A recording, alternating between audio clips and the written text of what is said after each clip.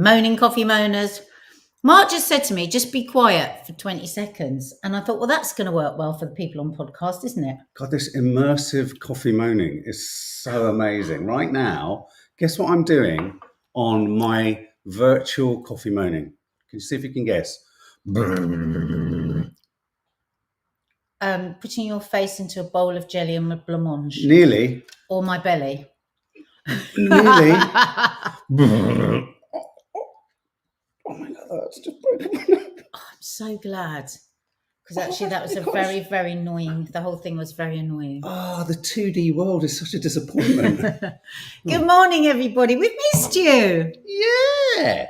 Well, we did see you on Saturday for the Curly Cooks. And if you're in the members area, you saw us live. Oh, it was a lovely members show on Sunday, wasn't it? Really was. Yeah, it really was. Really relaxed. Dina was here by accident and gave a scathing review of Chorus Line. Put that Lillet. He's found one of these, and can he stop playing with it? No. He's 7. Anyone watching on podcast, Mark has a regular Lillet tampon up his nose. I don't regularly have a Lillet. No, it's called a regular. That's the size. There was a time when that was too big, and then it becomes too unable to even hold in. Too big. You tell more men that. That's too big. I know every single size and flow there is in the shop. Yes, he does. He's very proud of his knowledge of sanitary towels. Do you keep wanting to call Montenegro Minestrone? No, not once. That's where we've been, Montenegro. When we were in Minestrone, I did a supermarket shop, and I wasn't expecting this to make me feel so safe and at home. The always section. Yeah. Felt funny, so at home. But anyway, we are here. We are back. We are raring to go. We've got lots to chat about today. We've got some funny things. I've got the cutest video that we're going to play you right at the very end, because just before we went away, I don't know if you remember, we said we were going to start doing clips at the end of the show every day that like make us laugh or make us smile. Like an and finally. An and finally, but something funny. Funnier. Something funny. Well, I think I'm going to do something slightly different here, because I found a rather funny clip that reminded me a little bit of, well, a situation. Let's call it a situation that developed prior to us going away on holiday. But anyway, I thought this might tickle a few of your fancies. Should we just say what else we're doing today? So we're also going to do misogyny and terrorism could possibly be classed as a terrorist act. This kid's T-shirt, the Zara T-shirt, which I'm sure you've seen. But you won't know what our opinion is. I don't know what your opinion is on that yet. Actually, we have each of our own opinions. And the danger ages health-wise, 44 and 60. Shit. And I'm 60 in November. God. And a Gaza update as well, because I'm going to do that at the end. Yeah. But we've got some interest. I've got a video that I would really, really love you to see. So I'd love you to stick around for the Gaza discussion. And I've also really love you to. And that's incredibly powerful. And likewise, I've got. Well, there's a reason we're talking about Gaza, because of the rapid, massive, because of the genocide. Yeah. No, but I mean, also again today, in terms of Blinken's running around like a blinking idiot, pretending that everything's going to be fine. We'll talk about it at the end. But yes, but first you've got something, have you? Well, this just reminded me of a moment which was preceded by a line that sent the entire house into thermonuclear lockdown. When Nadia came into the house, or came downstairs, and she said, "In the car, Mr. Adderley, in the car." Now, this has been added to a list of sort of behavioural tics in ads, or signs, or suggestions, or wafts, or just kind of. I think we just need to give a little bit of context. Cellular kind of feelings. Hang on, of when I know I'm in the sin bin. So basically, Mark had really, really pissed me off, and the girls were here, and one of their boyfriends who we adore. He's absolutely one of the family, and I let it go. Yeah, but then I went upstairs to remove myself from the situation. Hang on. So, bloody hell.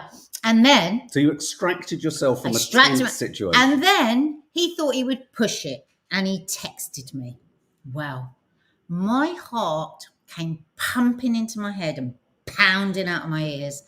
A bit of ADHD deregulation. I came charging down the stairs. And because I didn't want to scream and shout in front of the kids or their boyfriends, I said... Mr. Adderley. Mr. Adderley in the car now. Which Maddie hasn't stopped repeating. She keeps saying it all the time. Mr. Adderley. Anyway, it was so funny because apparently her and her boyfriend ran into the laundry room, even though we've gone out into the car. And Maddie said, I don't know what to do. And her boyfriend went, well, I don't know what to do. But then Maddie said the funniest thing was, so they're in the laundry in the back of the house, we're in the car, and she could hear me scream. The car was shaking. She could hear me shouting at him. The car was shaking. So that I don't come across like some awful person, say to them, you did deserve it. Oh, no, I was being an absolute moody bastard. Yeah, I was being... No, he was being... Those on podcasts, I'm holding up a mug that says cock womble. I deserved every bit of it. I can't tell if your comments... No one said anything for the last 2 minutes. Does that mean that either we're highly unengaging? Oh, no, Russ, what the hell did Mark text? Anyway... So I found this kind of post today, which just kind of reminded me of the halcyon days of before holiday and being called and summoned to the car. God, what on earth is this? Not a clip of me, is it? All signs that your wife is scared of you. She increases her speed by 100%. No, not she's scared of you, you're scared of her. Her strength increases by 5. That's the rate. And your increases by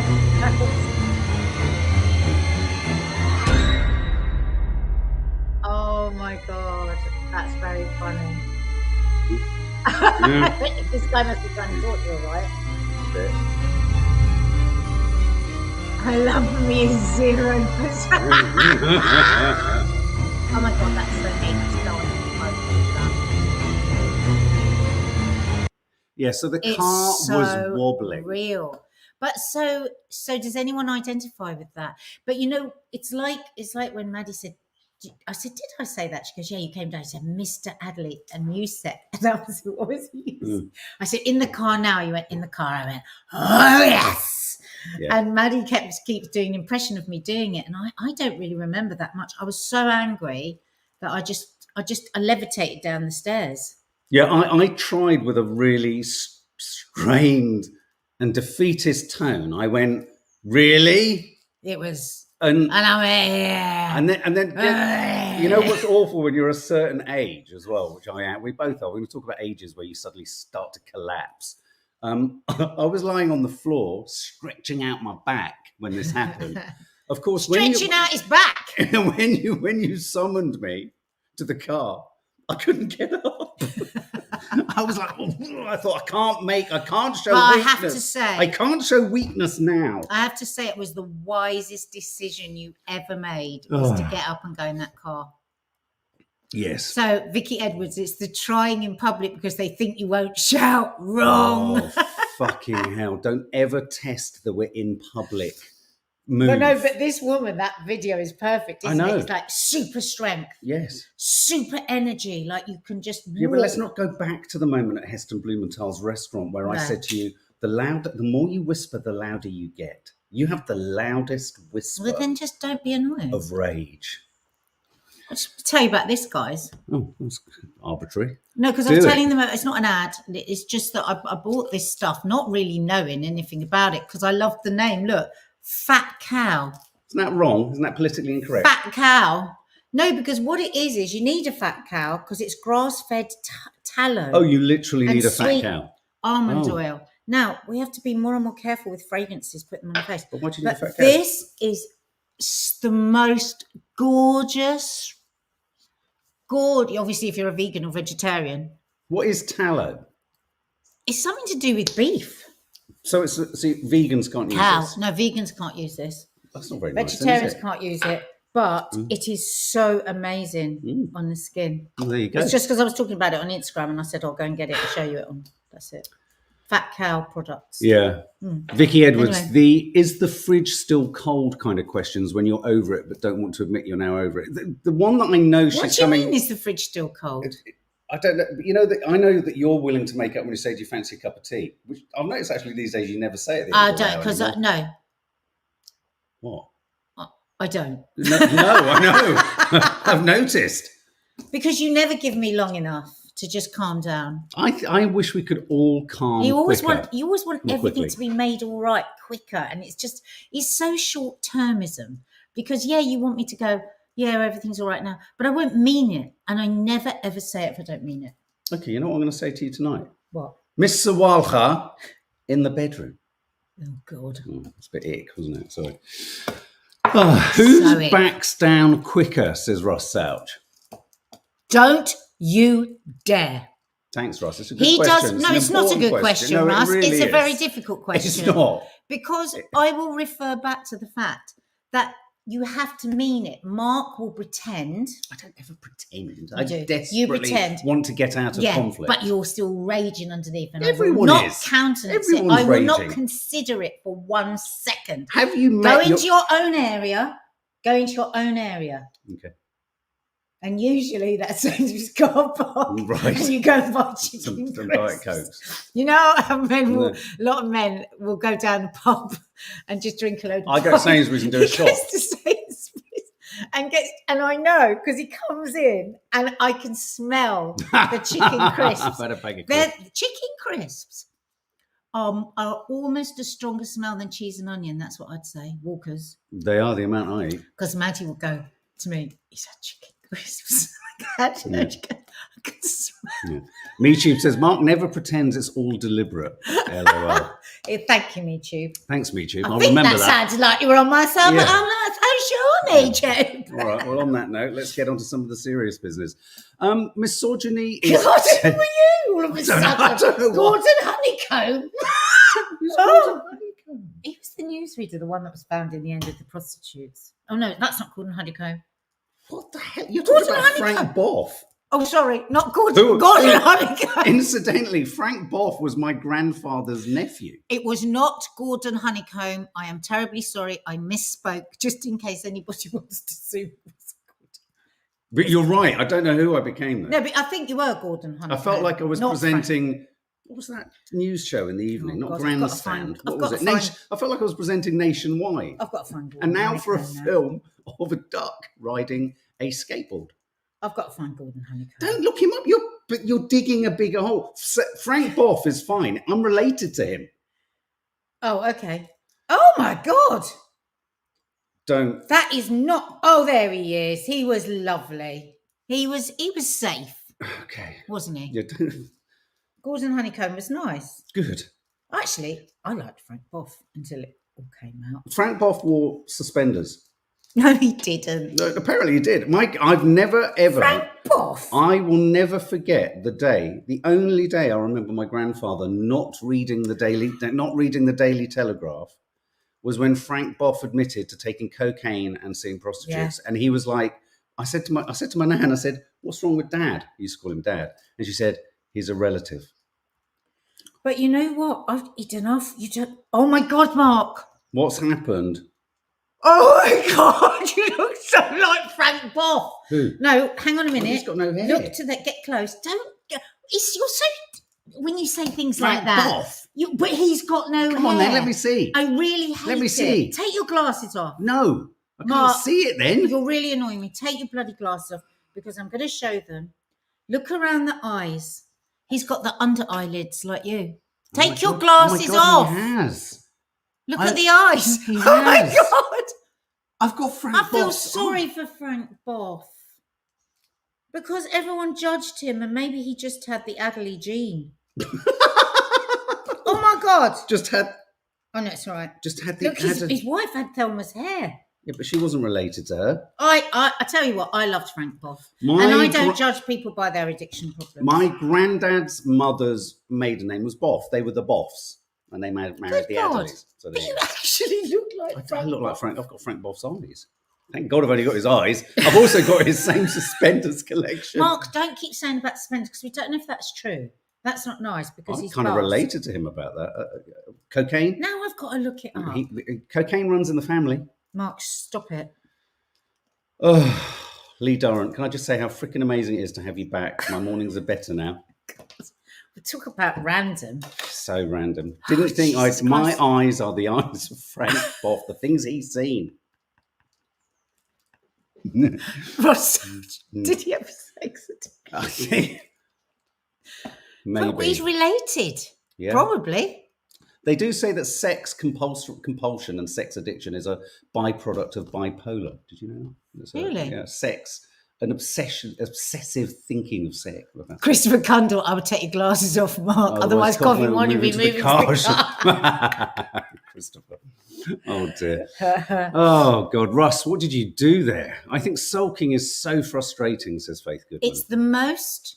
It's the biggest turn-off ever is sulking. I agree. Hypersexualization, that's what I was trying to talk about. Yeah, no, it is. Thank you. Yeah. Actually, once when you were really, when you'd had a massive jar of Nutella, Hypersex. and I'd got really annoyed with you, and actually it was Michelle, our lovely Michelle, who said that could be an ADHD bipolar action. I didn't have sex with the Nutella. What No, but you ate the whole jar. Which is practically like having sex Why did with you it. go from hypersexualization to a large jar of Nutella? Because it's the same thing. It's not. What's your chosen drug? Sex, Nutella, alcohol. Babe, Nutella isn't on the list. It's not Yes, it is. Not specifically. It's not named. Palm oil. You can't name it. Hashtag ad, the whole ISCS thing. What are they called? People that stop you from advertising. It's not an ad. It's gifted. What's gifted? Nutella. I've never had a bloody gift of Nutella in I our know. life. I fucking wish we had. Anyway, shall I go back to Frank Wolf? Anyway, let's get back to some of the serious business. What? Good chip lollipop. My kid's dad once sulked and ignored me for 9 days, and she never knew what about. Oh, God. Well, on that note, my granddad used to sulk a lot too. God rest his soul. I mean, he did. But he was awful. He would sulk for an entire summer. He'd leave my nan worrying because, of course, back then he didn't ring. I think it's so controlling. I remember thinking, I don't like that. It's so controlling. But also, as an only child, sometimes sulking is hardwired into you as a means of coping because you actually haven't got anyone to talk about it. I think with you and your sulking, I think it was down to you wanting to be noticed and wanting to be, because you were, on the one hand, you would be told to shut up, and on the other hand, what's wrong? Oh, sorry, you lost all train of thought. Sorry, no, that's a bug on my basil. Sorry. Oh my God. Stop the front, hold the front page. Oh, it's annoying. Hold the front page, stop the news. There's a what on your basil? Bug on my basil. There's a bug. That's a new strapline that has to go on a t-shirt. There's a bug on my basil. There's a bug on my basil. There's a bug on your basil. I would like to inform you all that we have both had 6 to 7 hours sleep, and this is what you get. Yeah. Classic ADHD, says Christine Bett. Sulking. I don't like sulking at all. Actually. Anyway, come on. Yeah. I tried to, and then you call me Frank Bock. No, you didn't. You called me George Honeycomb, whoever he is. Who's George Honeycomb? Gordon Honeycomb. Different age, babe. Okay. Can misogyny be described as terrorism? Can extremely misogynistic behaviour be described or characterised as terrorism? This is what Labour are planning to bring in new laws. They want to equate it with far-right radicalism and Islamist radicalist kind of behaviour. They want to deal with it in the same way, don't they? Yeah, so now, headline reaction to this is, we've spoken about this before here, haven't we? When all of us, when France passed this law, didn't they? That misogyny was seen as terrorism in France. Yes. And what I love about this, because we'll get on to whether this can be enforced or not, because of course that's second thought. First thought is yes, validated. We are validated that misogyny, extreme misogyny, is terrifying. I mean, the likes of the people that we never mention their names, but you know who we mean, who's probably the most well-known misogynist. We don't like to mention their names because we don't want to give them the publicity, is terrifying. The stuff, the nonsense that is spouted out to young boys. And I've got friends who, who are full on, like full power parents, like smart and just like bringing up their kids equally, their daughters and their sons. And they've overheard their sons spouting this shit. And then when the mums have challenged them, I'm going to be really vague with my friends, they've come back at them, Right. saying, Well, look, they've come back strongly as really? to why what they are saying is right, and why this person is this and does this and does that. So, you know, the NSPCC have said it's terrifying. You know, the stuff that young boys are being radicalized with. So on that level, yes, let's try and do something before it's way too late. But just as a woman of 60 years old who's had every kind of who's had many kinds of experiences with misogyny, whether that's in the workplace, whether that's with sexual harassment, or whether I've actually been sexually harassed, abused, assaulted. Yeah. Yes, every single thing has been terrifying. And the thing is, what is the definition of terrorism? Is to incite terror in another person. Well, I just want to clarify some things here, because yeah. Jess Phillips, the Labour, was she the Minister for Women? Yeah. She's the Minister for, I can't remember what the term is, but anyway, she's a front bench minister. She says you need to use exactly the same test you would with far-right extremism and Islamism. Yeah. The same test would have to apply. People can hold views about women all they like, but it's not okay anymore to ignore the massive growing threat caused by online hatred towards women, and for us to ignore it because we're worried about the line rather than making sure the line is in the right place, as we would do with any other extremist because ideology. We can all sit around and go, well, how are they going to put this into practice? Yes. But we're always asking for them to do something. So do something. Well, let's have it so that it becomes society. It's deemed within society as reprehensible, disgusting, and not allowed. I think the reason this is going to, I think the timing of this is unfortunate, because it comes on the same day that the government has activated something called Operation Early Dawn, which is an emergency measure to release certain prisoners in order to put in some prisoners that have obviously been charged now in the recent far-right riots across the country. And I think the reason it's really unfortunate timing is that I think the vast majority of people who are misogynists, who engage in active hate, promulgating this, sharing it, trolling, attacking, threatening, and everything on social media and in real life, I think all of those people will probably be sat there right now going, they can't even cope with the rioters that they've arrested. They haven't released from people from prison. How is this going to be? Let's forget being enforced in schools, or how do we educate people? I think there will be, and I think there's a sense potentially in the country as a whole that the system is broken and at breaking point, and almost any illegality is kind of going to potentially be sort of not ignored, but unable to be dealt with in an efficient way. So I think it's unfortunate, because when I see this headline, I think immediately, rightly or wrongly, I think, how do you enforce it? I am thinking, how do you enforce something like this? Because there's talk about teachers having to be, but just 1 second, she's the Parliamentary Undersecretary, brackets Home Office. I thought she was for care. She currently holds the government post of Parliamentary Undersecretary. Oh, right. I thought she was sort of welfare. Anyway. But on that point, I think once again, unfortunately, my heart goes out, you mentioned this earlier, to teachers, because it feels like what they're saying is this has to be picked up. Teachers are going to be potentially given new strengths and, powers rather, to be able to kind of, approach the police, have children kind of refer to the police, then the police go to the parents of the family. And then surely the teachers are themselves in a very dangerous situation. See, I don't hold out much hope that they're going to be able to actually effectively enact it. But it's very, very important to me that it is going to be seen as that it is as serious as that. Yes. Minky Moo's saying, will racism be treated as terrorism too?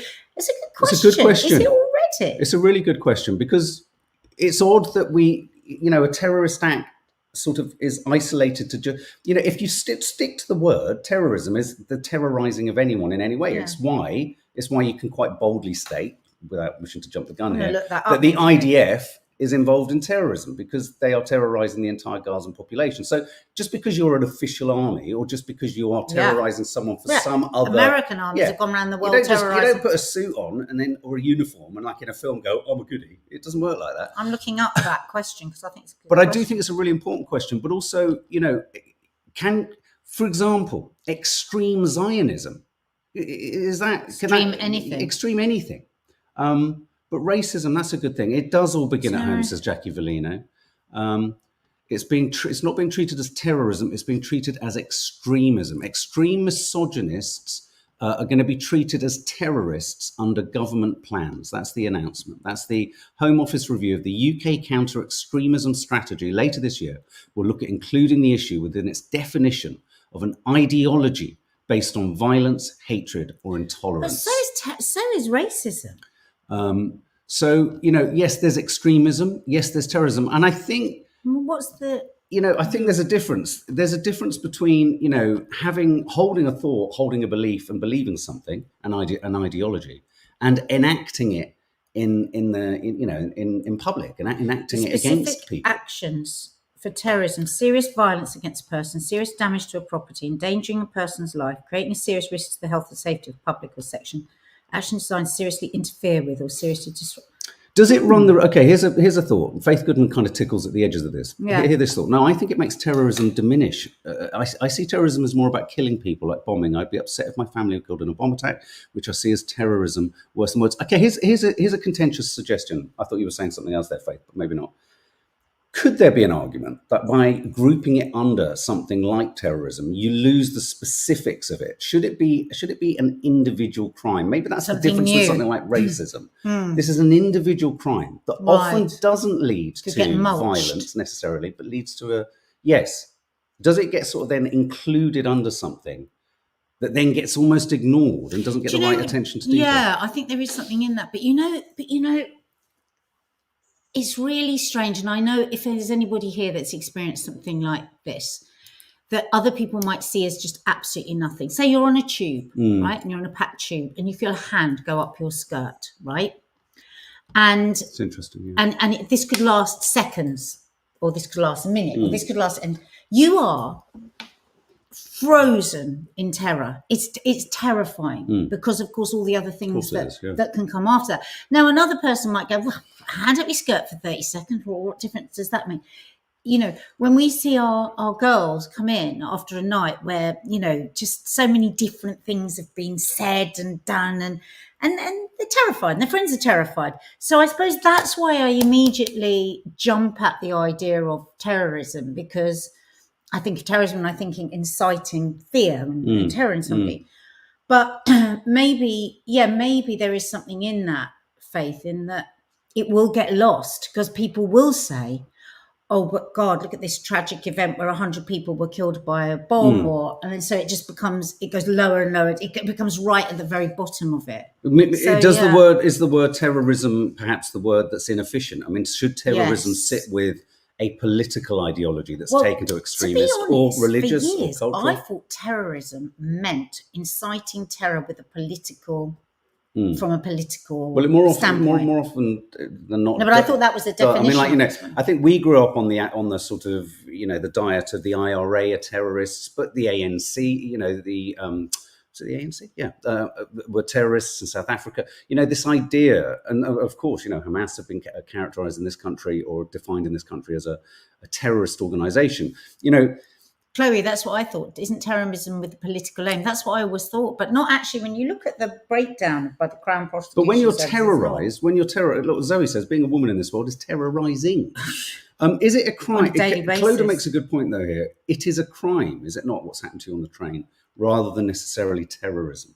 Does there need to be some kind of defining distinction? But is it not because it's extremism, isn't it? I think everyone is flailing because as it becomes clearer and clearer how much of this is going on with young boys, there is, I think, maybe it will start with this and it will turn into something else, but at least I feel like the government is talking about doing something, because I haven't heard a word about what was going to be done about these radicalization of all kinds of, all kinds of boys, all different classes, races, everything. This is just right across the board. There's nobody's son is safe from this. The idea is to call out extremist views, not necessarily terrorism. I mean, I think the danger here is that in terms of giving teachers or putting the pressure on teachers to somehow, enact some kind of, punishment or, reporting children to the authorities, I think this could become a really dangerous situation where Well, it does all start in the home. I mean, we saw a kid just, you know, on our travels, we saw a kid so horribly throwing their shoes at his mother because she'd asked him to do something. Get out of the pool. Yeah, and the first thought, of course, there was the response to the child, which was like, oh my God, how could he be doing this? And of course, the next thought is, well, he must have seen this kind of behaviour for it to be sanctioned. He'd probably seen his mum shouted at it. It was just like, it does all start at the home. So funny because just click that down so we can just see some.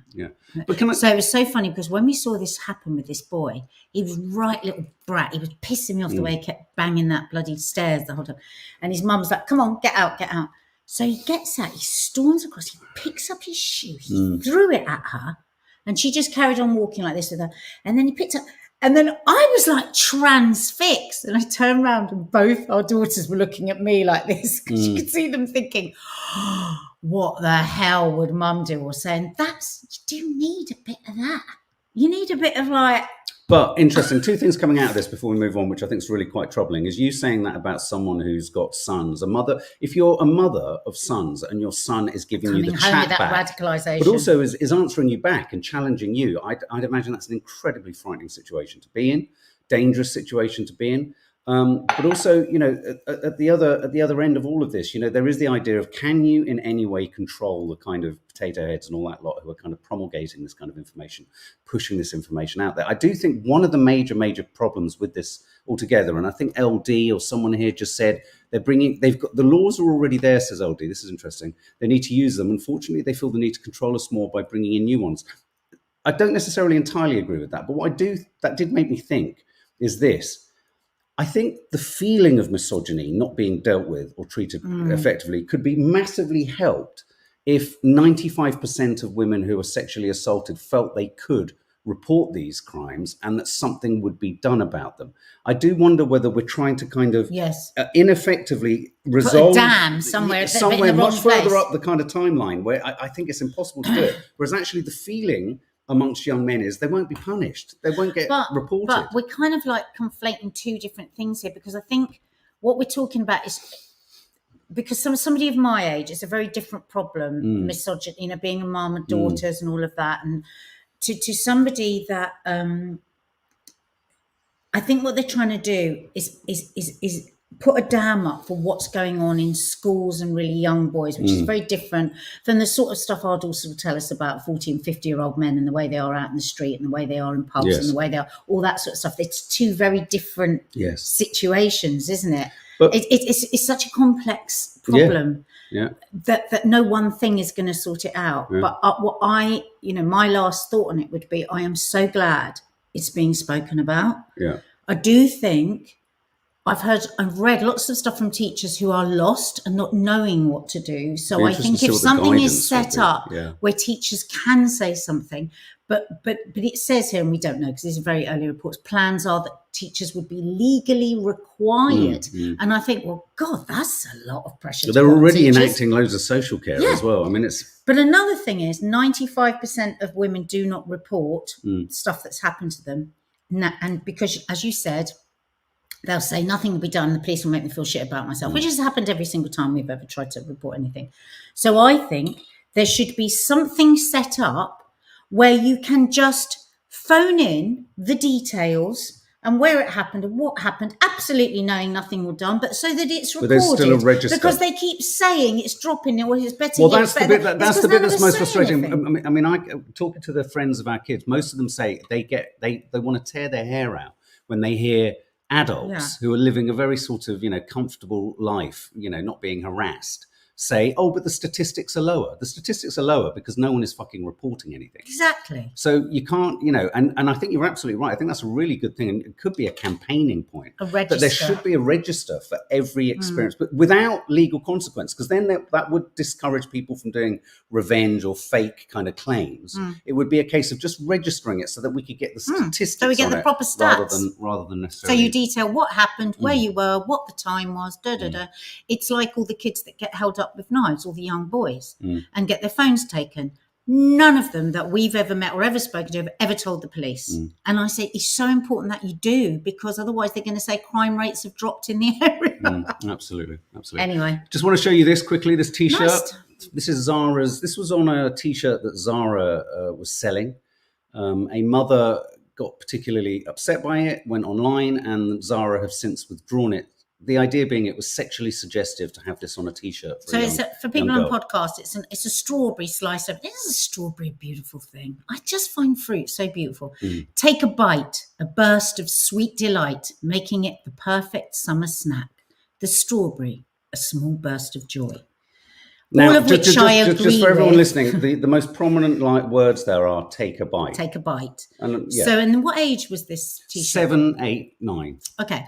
So before we say, I really, really want to know, what are people's gut reaction to this? What do you think? And because I don't see anything wrong with it. People can make a mountain out of a molehill. Okay, that's interesting. Who's that? Yeah, that's Cloda. Cloda. Jackie Vellino. What's wrong with it? There you go. What's wrong with that? I don't see what's wrong with it. Zoe. Zoe? Yeah, there. Oh. Christ on a cracker. Young people get told they're too sensitive. It's a fucking strawberry. Wow. What else do you do with a? What else do you do with a strawberry? Chloe H. Jackie Pugh. I wouldn't buy it for my daughter. I wouldn't. Jenny J. Interesting. This one. This is kind of a little bit what I think. People have gutter minds. See nothing wrong with it. I tried to look at this out of context, and I didn't. When I of course I came to this through the story. And so immediately that jaundices you go, all right, this is going to be. But then when I tried to kind of in the cold light of day just look, I would have struggled to have read that into it. Right. Okay. Personally. So I absolutely agree with all those comments. Right. Because they are all comments from people that don't think about children in a sexual way. Right. And so it's rather like when people say, oh, it's disgusting to say such that in front of a small child, but the small child doesn't know, because the small child doesn't think like that, right? Yeah, Russ says we're looking at it through adult eyes. But we're looking at it through adult eyes, exactly, as would many people that see that. I find it suggestive. So I do find it suggestive. Adults sexualize everything, unfortunately, so not great for a child to be wearing it. Exactly. So it's got nothing to do with the child. It's got nothing to do with the story. It's got nothing. Why would you say, take a bite? Why would you say that on a child's T-shirt? Because the other thing is, everybody's going to read that, take a bite. Now, having had, through my life, lots of different kinds of sexual harassment, and having had like boobs at a really young age, you would be amazed how sexual a lot of people are with a child. And any sort of so you'd be running and your boobs would be bouncing a bit. And so immediately you can say that that's, and I was really young. I had like my period at like 10. So I was like really, whatever it is, physically matured. I don't think it would have been done. I think it would have been an innocent mind that would have done that. But I think that I am astonished how over and over again these big companies get these things wrong, because we do live in the world that we live in. You will have people go, oh, I'd like to take a bite. Take a bite. I'd love to take a bite. And I think that you just have to be really, really cautious. And I think it's a human mistake. I think it's easily done, and I don't think people should get enraged and disgusted. Well, they've and withdrawn all of this. it. They have withdrawn it, so they've acknowledged it. What did they say about it? I don't know if they said anything. They just pulled it up. But it was a mother who kind of posted about it. I have to confess, I do wonder. The mother says, I put the TikTok up to get other people's opinion on it. It's very clear that other people have thought the same as me, which is that it's inappropriate. The word snack can be taken to mean an attractive female. Oh, I didn't think that. See, I didn't know snap meant an attractive. See, I feel a bit of both with this. Also, the other thing is Zara isn't. I mean, look, I've got a lot of bloody other issues with Zara because of the I issues. think you can think all different things at the same time, though, can't you? We don't have to be. We are a nation of double entendres and sexual innuendo and other thoughts. I mean, could this be that this doesn't translate culturally, perhaps, from another country? Maybe in another country, the idea of taking a bite from a strawberry has zero possible kind of connotations to anyone. A strawberry. This is so ridiculous. See, if it was a cherry, cherries are used, if you think of Pasha and the whole kind of. No, but I think strawberries are like, strawberries are a very sensual fruit. Yeah, but if, I would understand if it was a cherry. You get red lips. You know, this is what people are drawing in. And I just think. Me too. Never heard a snack, a strawberry as a snack. I sort of agree with everybody. I've got mixed feelings on all of it. And I think that we do. Somebody there that said, why do we sexualize children all the time? I.e., and think of it in this way. Well, there is a bit of sexualization accidentally in that take a bite. Yes. Just as there's take a bite. Who are you saying it to? I would argue who are you saying take a bite to if you've got it on your T-shirt? But isn't it if interesting? If I was to wear a T-shirt with take a bite on, what would you immediately think? Completely different because you're a grown woman wearing No, but I don't think that necessarily. No, I agree. But here's the thing. This then starts to get into the nitty gritty of nearly all of the fashion industry is sexualized, right down to the early, okay, it's starting to change a little bit. You don't just get unisex clothes for kids. Everything is sexualized. And so, okay, yeah, this is inappropriate, perhaps. I mean, I just didn't see it like that. I did not see that in it when I took the story away and thought, what would I have thought if I'd have seen that in the shop? I'd have just seen a sweet strawberry. But really think about it. If you saw that when your girls were little and you used to go to Zara a lot, we will never go to Zara again since all the stuff about Israel. But would you actually have picked that up? No. Why? Well, because I think what does it say? Take a bite. Yeah. It's the bite thing that's the weird thing. So something in you would have gone, no, wouldn't it? Yeah. And me. Yes. I've gone, oh, lovely, it's a strawberry because I love strawberries. Yeah. I would have just gone, take a bite. Oh, I don't really want anyone going to them. Oh, take a bite. So it's more that. It's sort of a discomfort with it, isn't it? Yeah. Well, it's impossible now to view it outside of this context.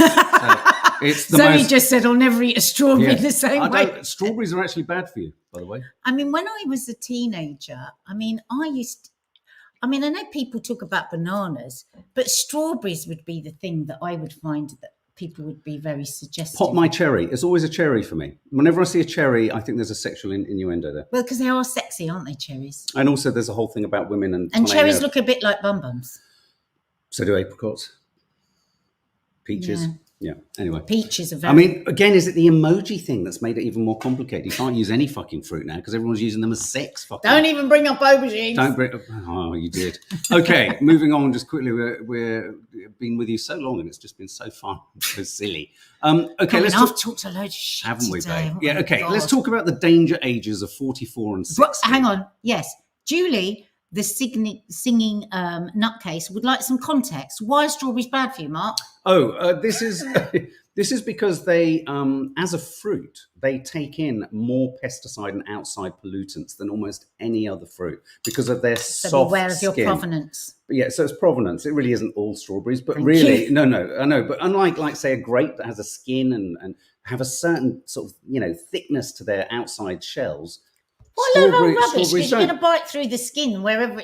No, I know, but it's a tougher skin on a plum than it is on a strawberry. Really? Isn't it? A strawberry is actually tessellated and there's no skin. So if you want to grow fruit, grow strawberries and blueberries. Because the pesticides they put on them. As long as you're not near a nuclear sort of power station or anything like that. Ellen, I've so missed the talking shit. Yeah, Faith Goodman. Look, this is a good point. This is kind of what I was driving at, Faith. If you go down this route, then why have bikini tops and very young toddlers or young girls? I've never understood that. Isn't it the same sort of thing? I do find it strange. Bikinis on kids. If you want to talk about the sexualization of clothing in kids, I think that's a really good point. Like the fake bra, like almost lingerie, almost. I don't like that. Yeah. Okay. Vests and pants. Yeah, vests, exactly. or onesies. Right. So age of 44 and 60. I forgot to send this story to us. So what is this story about being 44 or being 60? Well, there are two Scientists ages. find that we age dramatically. That's not the same man. No, but he looks great. Does he? It's a lot of wrinkles. Oh, but I think I like wrinkles. Yeah, no. I'm not saying it's a bad My dad's thing. wrinkles are so beautiful. So hang on. So the story that I sent you, I found it in the Guardian in the end, didn't I? Yeah, I've got it here. You've got it. So scientists have found that humans age dramatically in two bursts, at 44 and 60. So that's why you'll often find things, I can never say musculoskeletal. Can you say it? Well, I don't know if that is actually a word. There's skeletal and musculature. No, Musculature? musculoskeletal. Musculature. Musculature. Okay. Hang on, it's there, the word. It's there. Oh, God. Hang on. Cardiovascular, musculoskeletal. Oh, musculoskeletal. Musculoskeletal. Let's get his face off just for a minute, because it's a bit unsettling. So that could explain why we have these spikes. So, at 40, did your knees start to go? And then at 44, it really kicked in. And at 60, kidney function, all this stuff. I was like, I got panicked. Oh, sweetheart. I got panicked. That's a sign of being 60 as well. Yeah, because I just feel like, oh God, it's all over. I've been so terrible all my life because I've been so Have you really been that terrible? I don't know if you've been that terrible. That's what Dad says. You were practically blancmange until you were 40. You've not been that terrible. You've never shot up heroin into your eyeballs. Mark, okay, right. But I was a very heavy drinker and smoker. And a loose woman. And processed food eater and non-sleeper. I was a mess. She slept around as well. Have you seen How to Stay Married? She was quite busy. Shut up. So this research submitted blood, and so they tracked 108 volunteers. It's not huge. Not a lot. Who submitted blood and stool samples and skin, oral and nasal swabs every few months between 1 and nearly 7 years. Researchers assessed 135,000 different molecules and microbes and fungi living in the guts and on the skins of participants. Yeah. And this abundance did not shift in a gradual chronological fashion. So you kind of hang on to it. Right. When the scientists looked for clusters of molecules with the largest shifts, they found these transformations tended to occur when people were in their mid-40s and early 60s. Right. So probably in the mid-40s for women, it's going to be attached a bit to perimenopausal. Yes. But basically, it's all the same stuff. The first wave of changes include molecules linked to cardiovascular disease and the ability to metabolize caffeine, alcohol, and lipids, oils, fats. The second wave of changes include molecules involved in immune regulation, carbohydrate metabolism, and kidney function. Now, inflammation, right? Inflammation. Inflammation is like the root of disease, All of evil in your body. Okay, so I was listening to this brilliant CEO podcast, Diary CEO podcast, and this guy was talking all about how inflammation, like the seeds for cardiovascular, starts so young. And inflammation is like little flecks, and it just builds. So you have like autoimmune diseases like rheumatoid arthritis and everything, where basically the inflammation has gone crazy and it's attacking its own body. You then start to attack your own immune system. But through life, we're doing mini versions of that all the way through life. Like inflammation will come up and then it reduces. And so really, it's like, what's that saying when they say coming home to roost? Chickens or eggs? The cows are coming home to moo. The chickens are coming home to roost. The birds are home to, I don't know. Yeah. So everything is coming home to roost, I think. So basically you're hitting judgment day. So all those little things that you've been doing all through your life, the ultra processed foods, the no exercise, the alcohol, the caffeine to stay up late, the no sleep, they're not looking after your gut microbiome. These things catch up with you. Okay, darling. The way you said that was really sinister. So what are you going to say? The other point is, the point that I want to make, because this is what I'm almost saying it to myself, because I need to feel better, is that it's never too late. I'm pleased you said that, because I just really wanted to quickly ask a question. Too late. My diet as a child was awful. Yes. I mean, it was just, it's not that it was always awful, because my nan would feed me stuff, brilliant. But it was, can you outrun a consistently bad childhood diet? Well, clearly any professional that you listen to will say, even muscle building, I was listening again to another brilliant podcast about muscle building, you can even do that in your 80s. It is never too late. And I think like when I read this popped up on my Instagram the other week, and I started to just panic and panic and panic. Karen Ulla's a bit depressed. We're almost given too much information, aren't we? About Don't be depressed. I'm going to make you feel better. You can, right from today, improve all of that. It is never too late. The fact that you can build muscle in your 80s still, okay? So your musculoskeletal. So like, you can start to build muscle. Even if you're sat in a chair, you will improve if you up your protein, your fruits, your vegetables, the fresh air. You can make huge changes. You really can if you're just consistent. And I was deeply impressed by Nadia's dad because whilst we were away for a couple of days, the ease with which he did his hands over his head. I just want to say something about inflammation. It's really important to keep all this exercise going. When I hear the word inflammation, this is just classic, typical fucking irritating young man, old man, but over the years, I just go, inflammation, oh, that person will be slightly inflamed, as in swollen and a bit kind of... Inflammation can make you tiny and calcified. And now, I'm not suggesting for a minute those are two words I'd use to describe my mum. But mum, when we went to see the neurologist, she talked very specifically to my mum about the fact that her condition and issues really don't stem from things like Parkinson's. They stem from a massive problem with her body being inflamed. And inflammation doesn't... The reason I think this is important to say it is I think lots of us have relatives who are getting older and getting smaller, but that can be a consequence of inflammation. Oh God, fucking Dr. Adderley. No, but it can be a inflammation. I think a lot of people will say, "Oh, if I'm not smaller." Well, no, she is. No, but it does, because the inflammation. It doesn't mean that you'll get bigger. Inflammation can destroy you from inside. Heaven says puffy. Yeah. So like all the little signs that our body is so clever in telling us things like this is so stiff. Why? Because I use the phone too much. So this is getting stiffer and stiffer. Like your grip is just a big indicator of how healthy you'll be when you're older. So I'm trying to work on it. Don't ignore puffiness. You get a puffy. Oh, what is it that's making me puffy? I'm not just puffy for no reason. It's my body doesn't like this wine at 10 o'clock at night. Or and there are some days when if I've eaten something that I know I have a kind of intolerance to, if I've eaten too much, I don't know, bread or something like that, or if I have a pizza and I like a floppy pizza because I like the dough to be sticky, I don't like it to be. The next day, I can feel my stomach, I can feel my face, I can feel everything in flames. Zoe's just said, "Welcome, Dr. Adderley. If you need anything answered." My heart is pumping with fear of what misinformation he's going to give now. But here's the thing. Thank you, Jackie. Great. Okay, so you have a little cut on your finger and then it gets red around it, doesn't it? That's inflammation that's come to heal that little cut.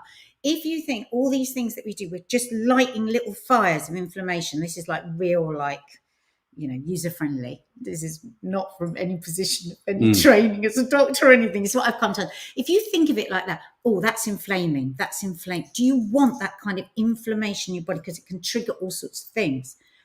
Something as simple as after you've eaten, if you move around for 10 minutes, now the ideal is to go for a walk. That'd be lovely, but we live in hell on earth. I'm not going to walk out there after, but just like walking around, doing the laundry, washing up, doing that, you bring down your inflammation by 30% that comes with eating. There's so many brilliant things you can do. And we are so lucky in this time that there are so many brilliant podcasts that you can find this out about. Go to the Zoe podcast or the CEO, those I find are really, really good health podcasts. And the Zoe one is every single thing is researched so much. It's all science backed.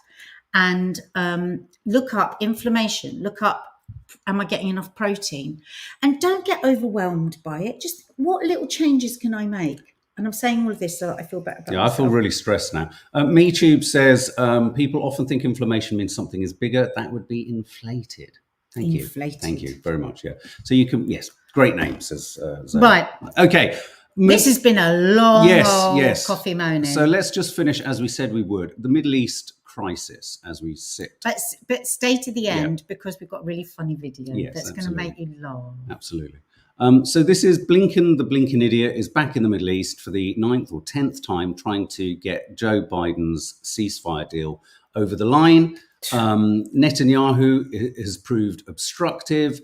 There's a lot of game playing going on, and it strikes me as deeply coincidental that this last sort of 11th hour, they're calling it, effort to get this ceasefire over the line is happening on the Monday or the beginning of the Democratic Party's national convention.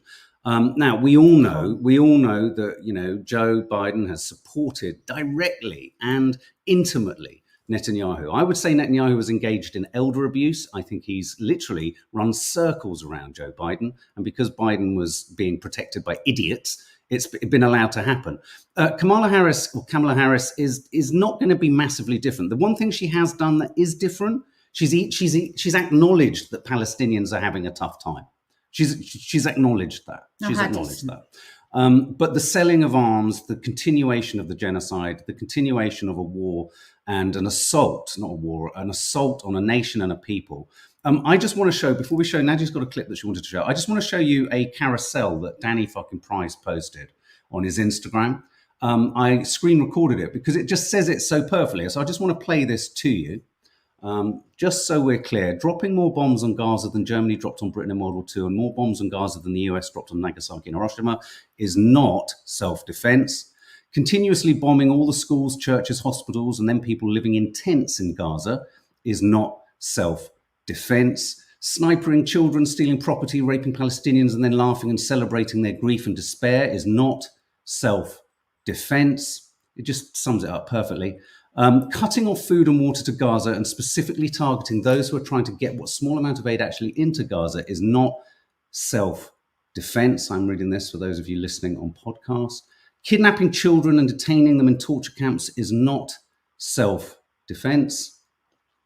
Banning press from entering Gaza, as well as targeting and killing hundreds of press and aid workers in Gaza, is not self-defense.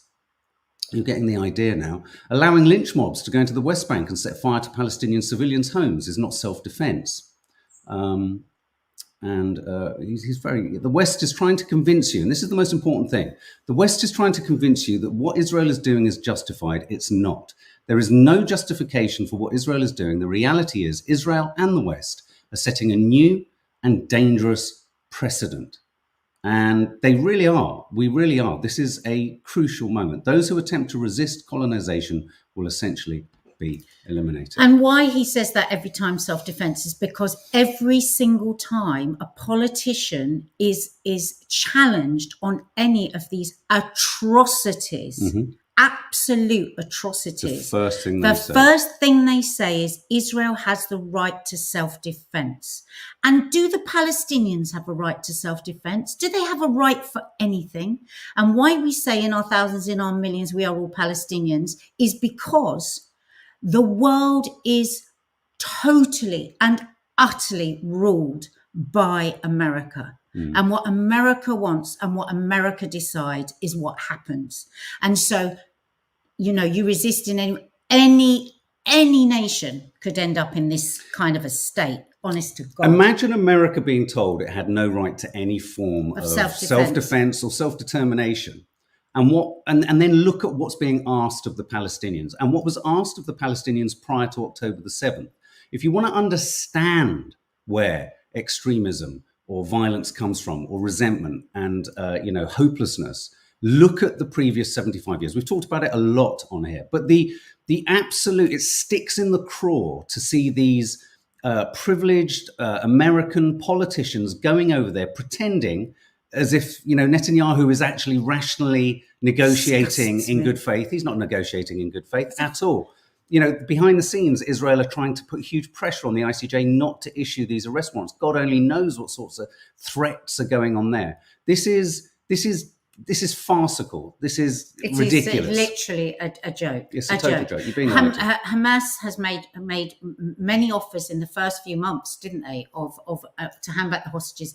Israelis are saying, many Israelis are saying this now, that Netanyahu is playing a game to keep himself in power because the day after the war stops, he's then held accountable for all sorts of crimes. Yeah. Now, and so when you're even hearing that from Israelis, you got to listen.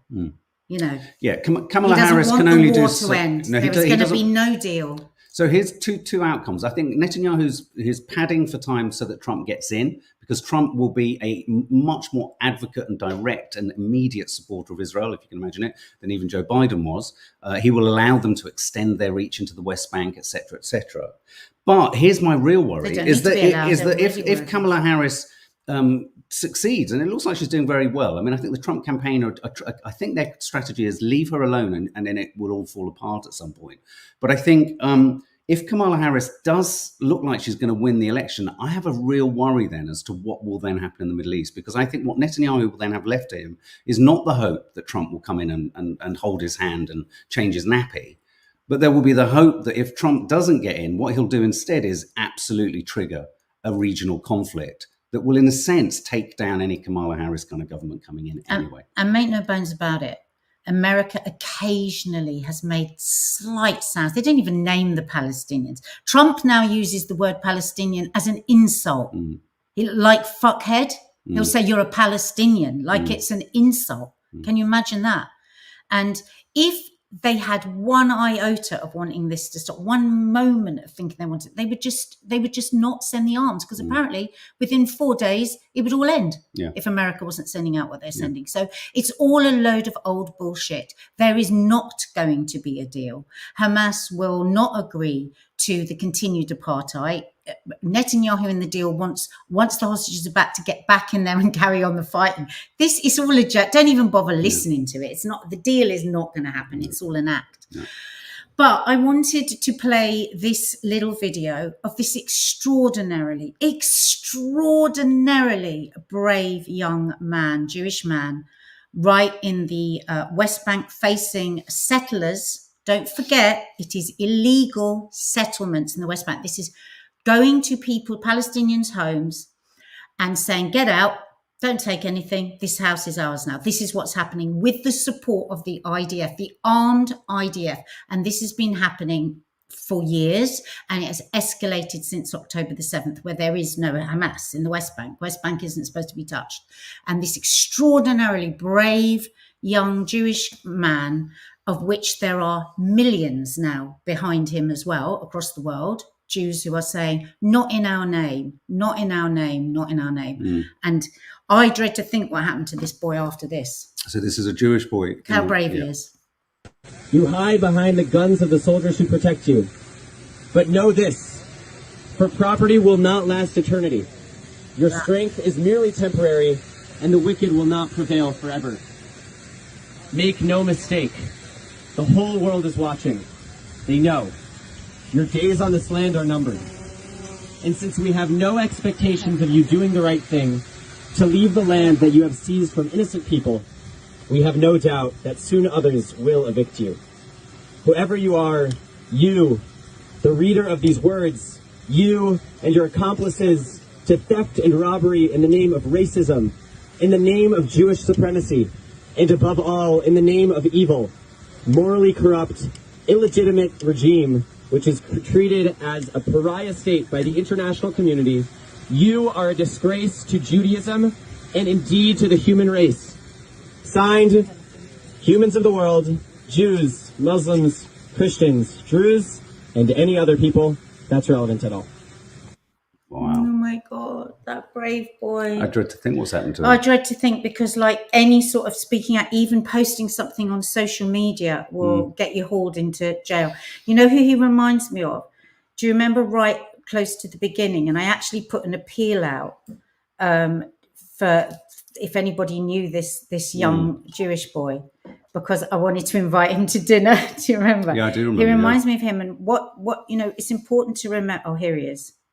This was right at the beginning. He was on one of the first marches.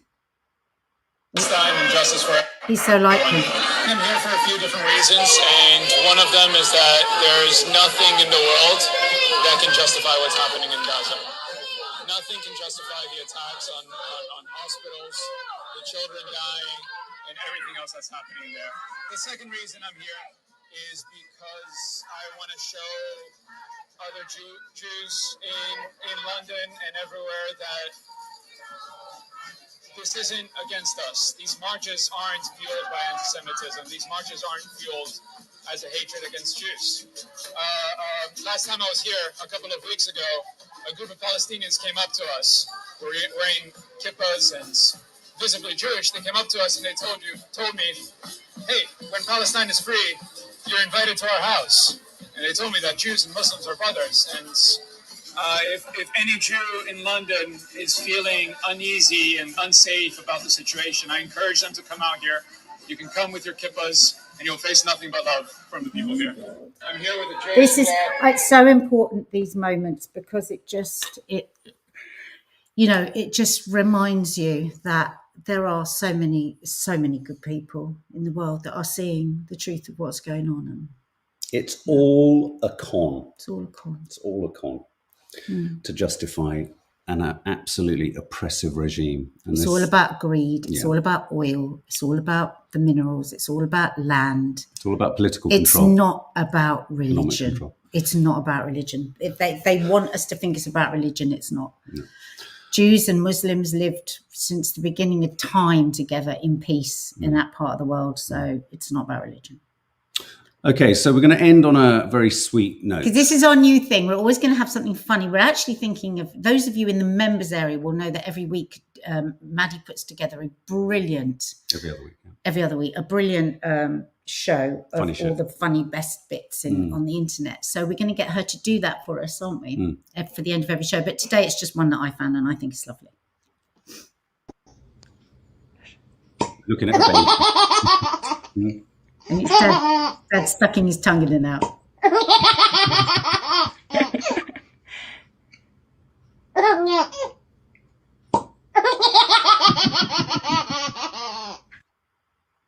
Oh, sorry. That was the other one. Isn't that sweet? What Don't a you think that's sweet so little lovely? Can you just hear him giggle. again? Yes. Oh, that chunky laugh. There you go. I remember the first time I ever heard Maddie laugh and I was my like, oh God, there she is. It was the first time Yes. I saw it because it was in reaction and it was like, not just wanting milk or wanting, and it was like, oh It's my a God, there's this. chunky chuckle. And Maddie is one of the funniest people you'll ever meet. She had us in hysterics all the way through the holiday, So didn't funny. she? She still makes us laugh every day. So funny. Guys, it's There you been go, really guys. nice hanging out with you. Wow, Oh. what a long old show that was, huh? Big love to you, Christopher. Sending you love as well.